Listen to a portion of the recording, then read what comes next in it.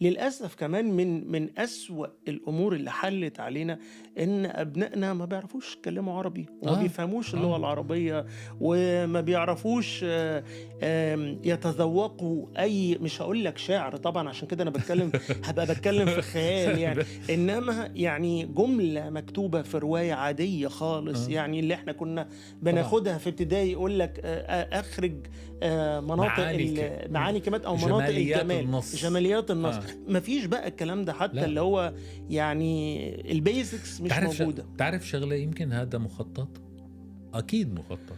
ما يعني نحن هلأ ما صرنا نحط الكلمات الإنجليش، وإذا ما بتعمل هيك فأنت يعني old بلدي، fashion.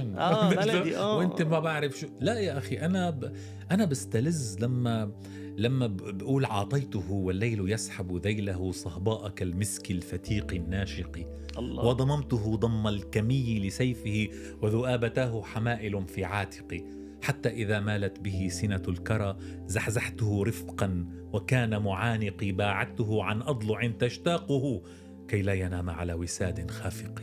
الله، الله، الله!